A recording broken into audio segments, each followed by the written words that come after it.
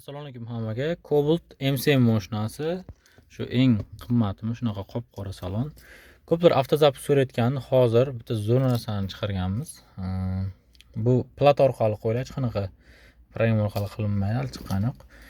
Mashinamiz turibdi shunaqa holatda. Quflashda 3 marta bosamiz. 1 2 3.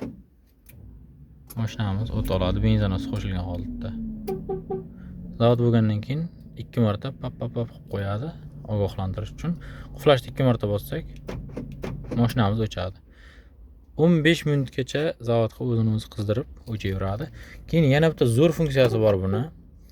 Bitta platancha kirib ketgan, quflayapmiz. Bitta pap etdi, ochamiz. Pap etyapti. O'shasi ham ichiga kirgan. Keyin eng zo'r tomoni hamma kutayotgan. Mana bu set knopka. Tormozni bosib, bitta bosamiz. Mashinamiz o't olgan turibdi.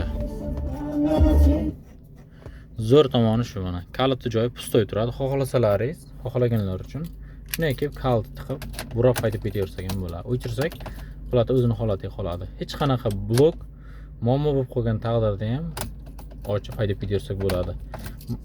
Bu zamok hech qanaqa predelga qilsa samolyot tiqilmagan. Bu tomoni garantiya. Zo'r. Rul quflanib qolmaydi. M7 Cobalt mashinasi borlar uchun tashlab qo'yinglar. Bitta platanchaga 3 ta funksiya kirgan. Ko'plarga narx qiziq, ustanovkasi bilan 550 ming so'm qilib qo'yganmiz. 550 ming so'mga hamma shu 3 ta xizmatni bittaga qildirsalaringiz bo'ladi. 3 ta. Bu degani juda ham qulay. Set knopka oldingi menyular hamma narsa ishlayveradi. Pechkalar ham ishlaydi mana. Ko'plar muammo o'ylab pechka ishlamay qo'yadi, pechkalarni ishlatib Pastga nomer qoldirib qo'yaman, bemalol telefon qilaversalaringiz bo'ladi. Shunday xizmatlar kelayotgan bo'lsa,